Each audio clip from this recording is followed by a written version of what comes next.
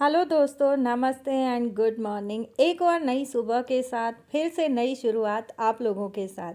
और आज की सुबह की नहीं बोलेंगे, आज के ब्लॉग की शुरुआत हो रही है बालकनी एरिया से, क्योंकि उठी हुई मैं बहुत देर की हूँ। अंदर अंदर काम कर रही थी, बस अभी ये हुआ कि चलो ठीक है, थोड़ा सा चांदना हुआ है तो बालकनी एरिया को भी थोड़ा सा साफ़ कर लेते हैं। क्योंकि जैसे जैसे कार्टन बॉक्सेस खाली हो रहे थे, हम लोग यहीं पे डंप लगाए जा रहे थे, और एक जगह जब सारा सामान इकट्ठा हो जाता है ना, तो वो एरिया बहुत कंजस्टेड हो जाता है। और मैं इतनी परेशान हो रही थी इस जगह को देख देख के, क्योंकि यहाँ एसी लगवाया था, एसी का बॉक्स भी यहीं रखा हुआ था, जो कार्टन बॉक्सेस खाली हो रहे थे वो भी यहीं रखे हैं। अब बहुत सारे कार्टन बॉक्सेस हमने कूड़ा डाल के बाहर कर दिए। इसमें से कम 15 कार्टन बॉक्सेस हमारे खुद के हैं जो हमने ख़रीदे थे। बाकी के जो कार्टन बॉक्सेस थे वो मूवर पैकर्स के थे, जो उन लोग लेके आए थे। तो हमारा ये हुआ था कि चलो ठीक है, जैसे जैसे कार्टन बॉक्सेस खाली होंगे हम इनको फेंकेंगे नहीं, हम इकट्ठे करके रखेंगे जो अच्छी कंडीशन में है। तो उन लोग आएंगे और कार्टन बॉक्सेस ले जाएंगे, क्योंकि उनका डेली का काम होता है। और जो मूवर पैकर्स थे वो हमारे नोन भी हैं, तो बस इसी वजह से जो कार्टन बॉक्सेस हैं हम लोग वो इकट्ठे करके रख रहे थे बजाय फेंकने के। यहाँ मुझे कपड़े धुलने थे, क्योंकि आए हुए 3-4 दिन हो गए थे, और बस मुझे ये था कि कपड़े धुलने हैं। और वहाँ भी जैसे लास्ट फ्लैट में 3-4 दिन के कपड़े थे, क्योंकि पैकिंग वगैरह सब चल रही थी। तो बस यही हुआ कि पहले मैं बालकनी एरिया को थोड़ा सा क्लीन करके अपनी मशीन को एडजस्ट कर लेती हूँ। मशीन को एडजस्ट करने के बाद फिर यह है कि धीरे धीरे कपड़ों का काम भी होता रहेगा और मैं बाकी के काम भी करती रहूँगी। बट यहाँ जहाँ पे मुझे मशीन लगानी थी, यहाँ पे थोड़ा सा जो एरिया है ये मुझे गंदा लग रहा था, और मेरा बिल्कुल भी मन नहीं किया कि मैं एज इट इज़ इसको ना मशीन को सरका दूँ। मुझे ये हुआ कि यहाँ मशीन फिक्स करनी है, तो प्रॉपरली यहाँ से पहले मैं इसको साफ़ कर लेती हूँ अच्छे से धुल धुला के, उसके बाद ही मैं मशीन सरकाऊँगी। और यहाँ जितना भी मुझे डिस्कार्ड करने वाला सामान लग रहा था वो मैं साथ साथ अंदर एक कार्टन बॉक्स रखा हुआ था जिसमें कूड़ा है उसमें डाल रही थी। तो यहाँ सबसे पहले मैं झाड़ू लगा ले रही हूँ, क्योंकि रेत भी बहुत ज़्यादा है और रेत पे डायरेक्ट पानी डालना मुझे ठीक नहीं लगा। क्योंकि मैं चाह रही थी कि यहाँ से जो ये फ्लोर गंदा है ना, इसको मैं सर्फ डाल के एक बार ब्रश से रगड़ के अच्छे से साफ़ कर दूँ। क्योंकि मार्बल फ्लोरिंग है, और मार्बल फ्लोरिंग को ना कोई भी फ्लोर क्लीनर की ज़रूरत नहीं होती है। मार्बल फ्लोरिंग के साथ ये सबसे अच्छी चीज़ है।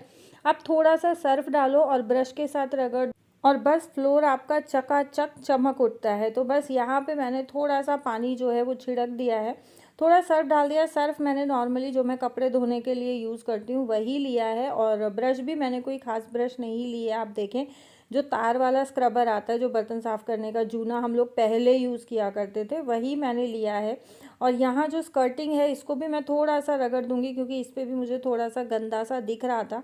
हालांकि जो अर्बन कंपनी वाले आए थे वो क्लीन करके गए थे, बट जैसे सामान आया और सामान रखा गया, आंधी चल रही है, हवा चल रही है, तो धूल मिट्टी बहुत ज़्यादा हो गई थी। तो बस मेरा कंसर्न यही था, मैं एक बार अच्छे से इसको यहाँ से डीप क्लीन कर दूँ, उसके बाद मशीन लगाऊँ।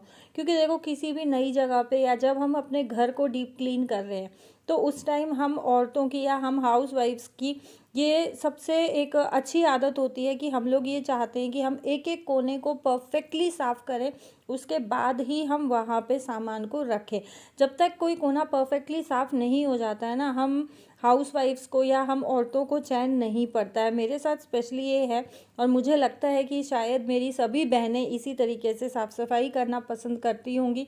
अगर आप हेल्पर से भी कराते हो तो भी हमारा कंसर्न यही रहता है कि हम इस कोने को पहले अच्छे से क्लीन कराएं, उसके बाद हम वहाँ पे कोई सामान रखें। क्योंकि सामान रखने के बाद ऑब्वियसली चीज़ है, उसके नीचे जो है धूल मिट्टी रेत सब जमता चला जाता है।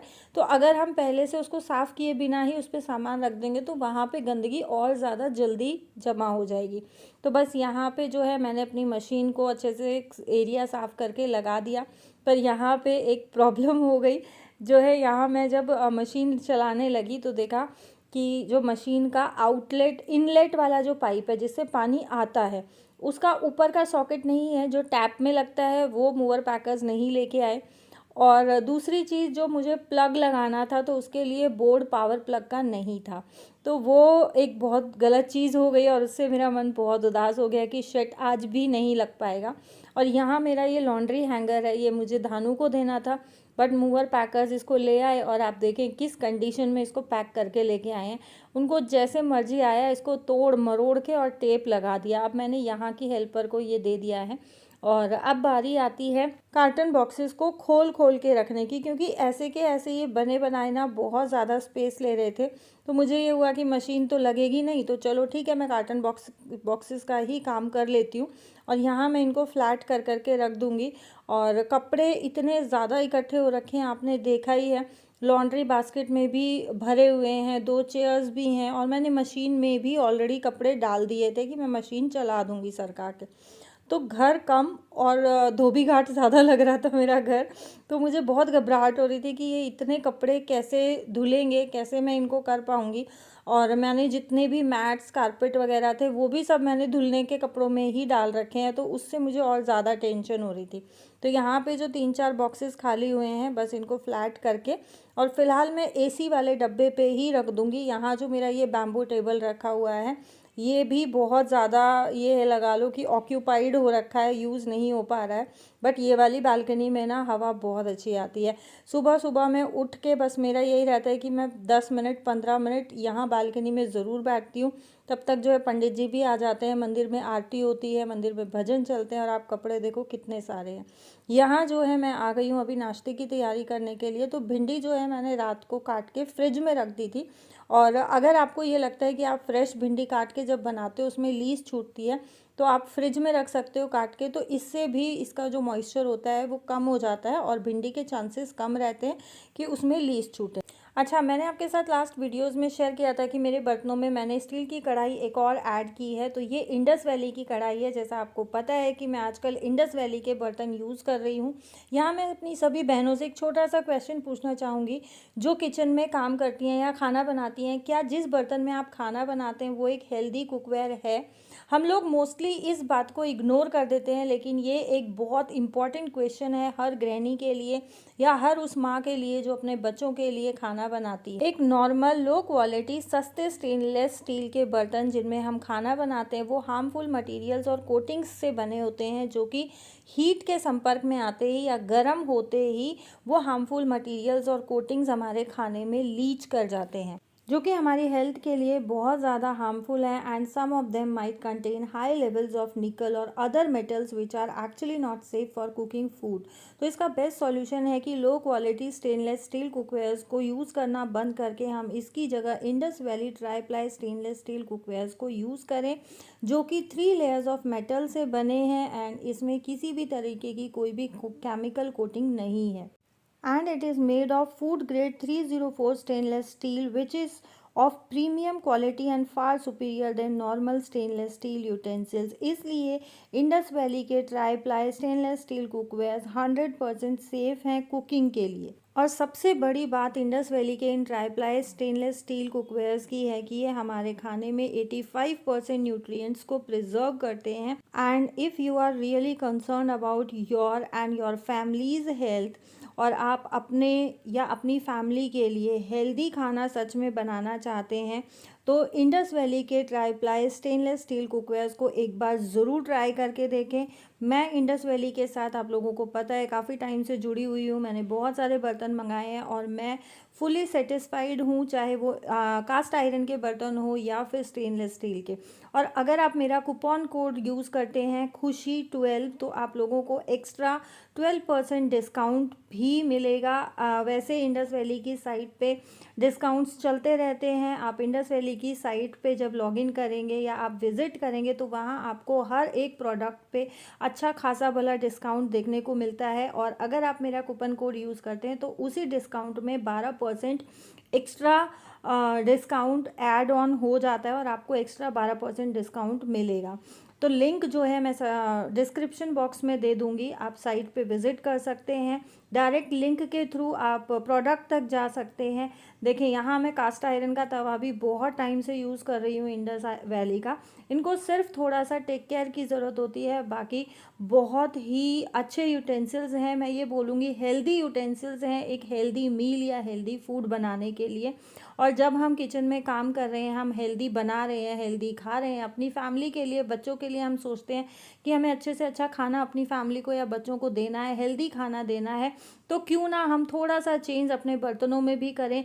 थोड़े से सस्ते के चक्कर में हम लोग बहुत सारी बीमारियां पाल लेते हैं। आजकल आपको भी पता है, चलते फिरते लोगों को कुछ भी बीमारी आजकल निकल के सामने आती है। तो क्यों ना हम अपने कुकवेयर्स को लेके भी थोड़े से अवेयर हो जाएं। तो मेरा कंसर्न यही है कि आप लोग भी एक बार इंडस वैली के कोई भी बर्तन एक बार ज़रूर मेरे कहने से ट्राई करके देख। आई एम प्रिटी श्योर कि जैसे मैं सेटिस्फाइड हूँ इंडस वैली के यूटेंसिल से, ऐसे ही आप भी ज़रूर सेटिस्फाइड होंगे। यहाँ जो है रोटियाँ मैं बनाने लगी हूँ, सब्ज़ी मैंने बना दी है और आप देखें मैं तवे पे ही रोटियाँ सेक रही हूँ, क्योंकि जब हम हीट के कांटेक्ट में या गैस पे डायरेक्ट बर्नर पे रोटियाँ सेकते हैं, ये भी हमारे लिए बहुत ज़्यादा हार्मफुल होती है। मेरे पास वो हॉब में ऑप्शन नहीं था, इसलिए मुझे गैस पे सेकनी पड़ती थी। अदरवाइज़ मैं तवे पे रोटियाँ सेक के ही खुश होती हूँ और मेरी फैमिली में तवे पे सेकी हुई रोटियाँ खा के ही खुश होते हैं।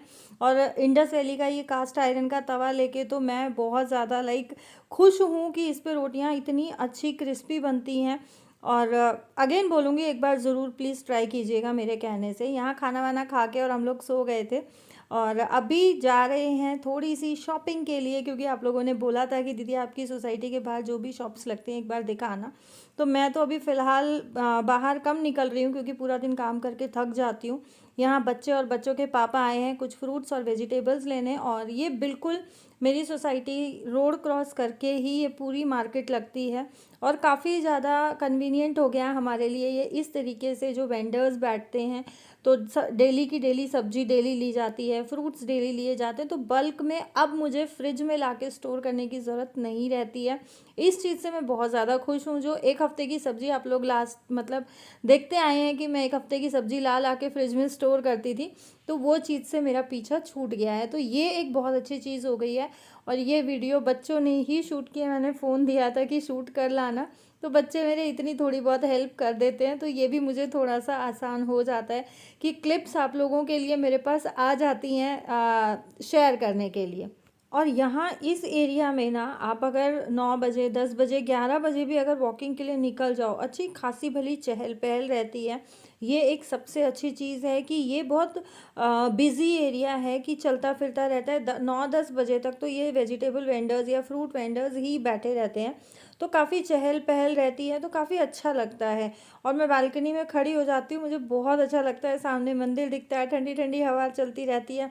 एक बारी मेरा शेड्यूल रूटीन में आ जाए, उसके बाद जो मैं आप लोगों के साथ डेली रूटीन के वीडियोस शेयर करूँगी ना, तब मैं आप लोगों के साथ डिटेल में सारी चीज़ें शेयर करूँगी। एंड आई होप कि आप लोग भी बहुत ज़्यादा इन्जॉय करने वाले हो वीडियोज़ को। वैसे आप लोगों को मेरी अभी की भी वीडियोज़ बहुत ज़्यादा पसंद आ रही हैं, उसके लिए thank you so much for watching my video.